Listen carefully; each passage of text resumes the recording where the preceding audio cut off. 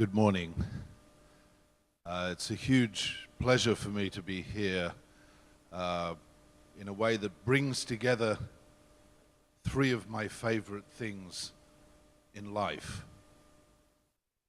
which is being in Italy, talking about inequality, and talking about innovation.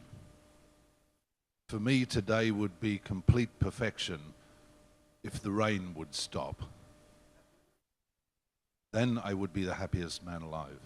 So thank you so much for inviting me to this extraordinary, developing, beautiful space, this house, this casa. It's a pleasure to be here. I was queuing up at the concierge desk of a hotel a year or two ago. It was an extraordinary hotel where the cheapest room was 800 euros a night. And it was perched on a cliff overlooking the Mediterranean. And you can imagine what kind of people stay in a hotel where the cheapest room is 800 euros a night. I can tell you largely it's people who are not paying for themselves. Back here. Okay. Is that better? Shall I sit down? And I was queuing behind this woman, and she was in a state of deep agitation and tension. She was saying to the concierge, I want the driver to pick me up from this place at 8 o'clock this evening and take me to this other place straight away, and then wait for me at that place.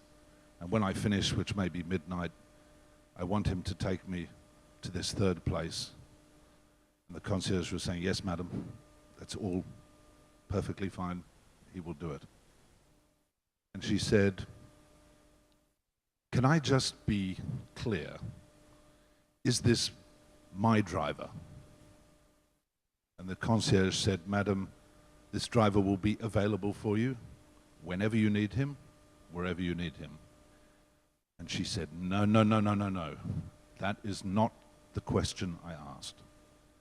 The question I asked is this my driver? I was promised that I would have my own driver while I was staying here at this hotel. This woman was in a state of misery. I mean, she was really an unhappy person. For her, even though everything, this gorgeous luxury, there's extraordinary meals, every glass of wine cost 20 euros. Everything was being paid for by other people, by companies that she worked for, and so on and so forth. She was there for a sales meeting, a European sales meeting. But for her, it was not enough that she have everything. It was important that other people be excluded from that possession. One of the things that fascinates me about thinking properly about the challenge of rising inequality in our developed economies is that it is bad for everybody in the economy. Inequality is something that breaks apart and divides and atomizes society. And it's based on a philosophy that Don Danilo mentioned earlier of extreme and growing individualism. It's based on a myth that we are each alone responsible for our own success through our own brilliance and our own hard work, and that from that all the rewards that flow are fully deserved. And the effect of this corrosive, dividing, individualistic, selfish dream, this myth, is one of the driving forces behind rising inequality in our society. And of course, it's completely untrue. We are interdependent. we're mutually supported, and even the mythical entrepreneur who achieves great things is dependent on huge social systems, on education systems, on health systems, on transport systems, and so on and so forth, to achieve his or her greatness as an entrepreneur. So we have a very serious problem. If you ask people now in most developed countries whether they trust that the companies, the institutions, the banks, the politicians, the courts, the police, the churches, the universities, whether you ask people, are those institutions there for us, or are they there for the small elite groups who run them? Then increasingly, most people believe that they're not there for them. And this number has been falling year by year now for 40 years. And we're now at a point where between 20 and 25% of people trust in all of the institutions of society, and the rest don't. And that is profoundly dangerous. It's dangerous because it opens people up to a kind of cynical desperation which makes them prone to populism. It opens people to simplistic explanations, simplistic political explanations that blame poor people for their poverty, for example. They're lazy. That blame foreigners and immigrants for our unemployment problems. That blame those who borrowed for the debt that they get into. And these simplistic, populist political threats are extremely dangerous. We've seen this story before in Europe. We know how this story ends, and we have to intervene now to prevent it. So not only, and this is one of the reasons why we need to focus on the structural nature of inequality, so that we stop focusing always on the poor. If you focus always on the poor and think, what is it with the poor? What's their problem? Why do they keep on being poor? You know, we've done this and we've done that, and we've given them money, we've given them training, we've given them social security, we've given them support, we gave them schools.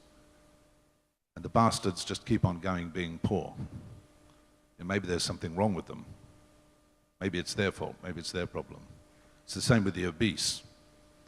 We create these food systems where ever higher intensity, high energy food at low cost is pumped towards people, particularly poor people, who no longer have practical access to healthy food at an affordable price, and it makes them fat, and it makes them die early, and the food is deliberately designed by our food processing companies and our food distribution companies to have this effect on people. It's a problem which you in Italy have largely cleverly managed to avoid, but in the rest of the developing world, apart from Japan, I know it's a rising problem in Italy, but you're still in a far better place than we are in the rest of the OECD, apart from Japan.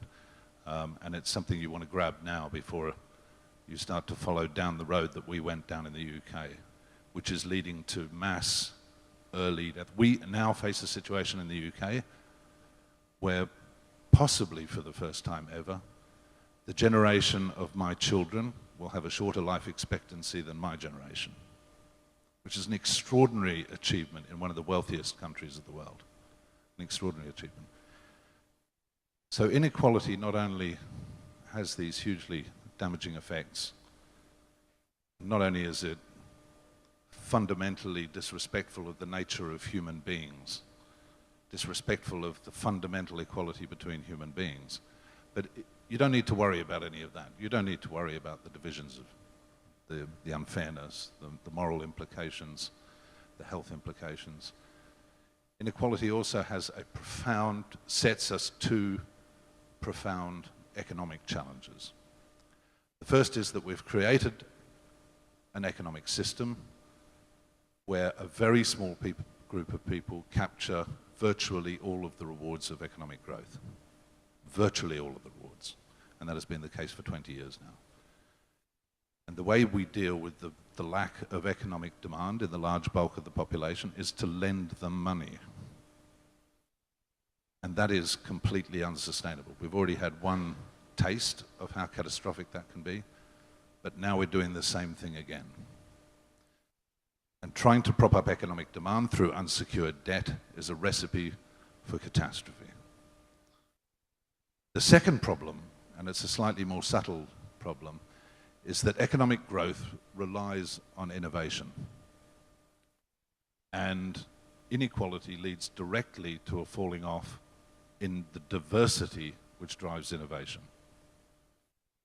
It creates kind of homogeneity at different levels and a lack of interaction between different strata of society and a flattening out of those strata, which leads directly to a falling off in diversity.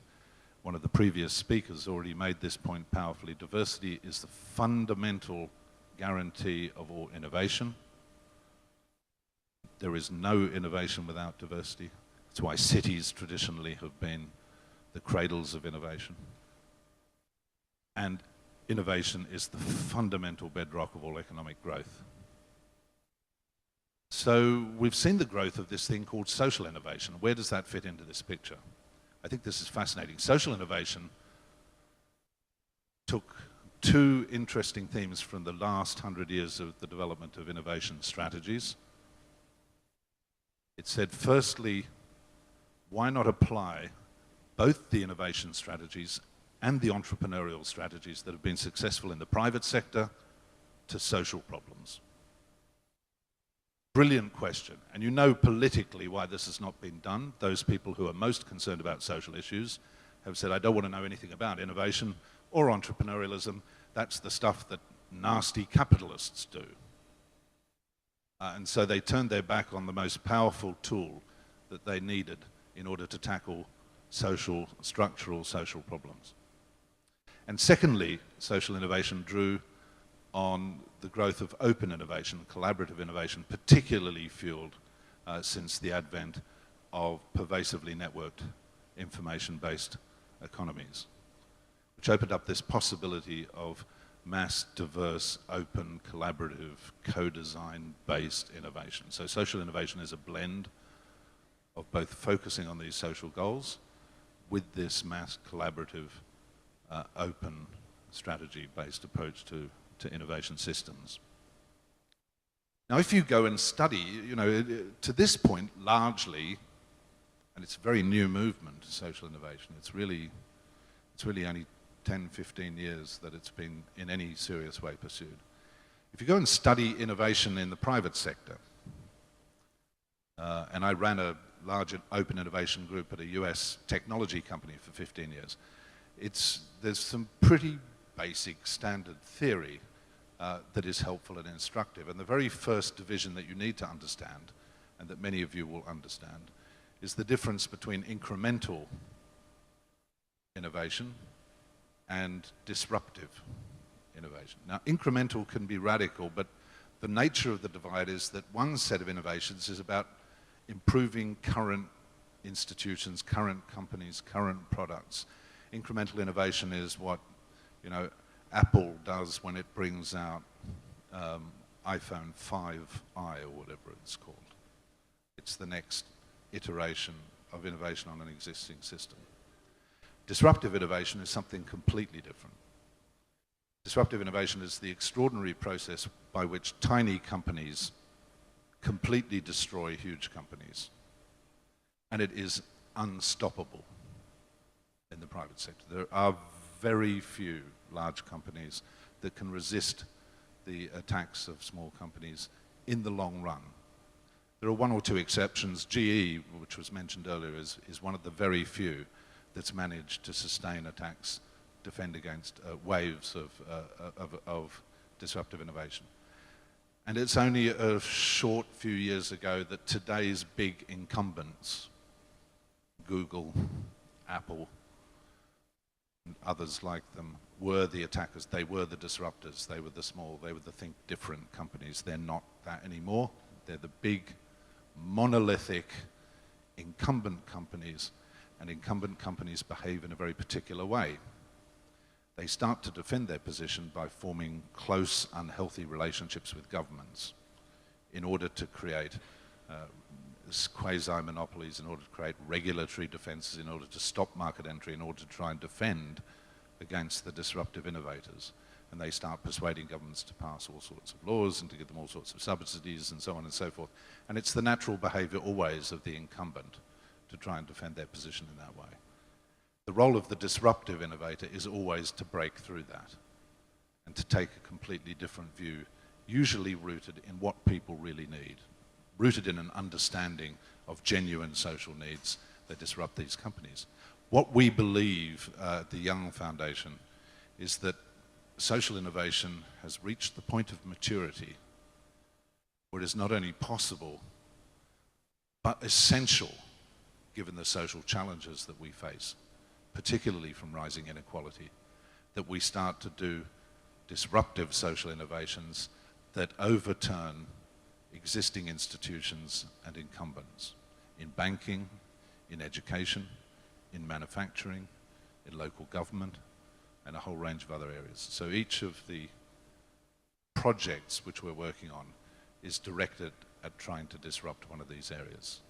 And I'm looking forward very much to meeting more people in the course of the day and discussing how this might work, and learning how this growing and very exciting cluster of social innovation in Torino is progressing and what its ambitions are.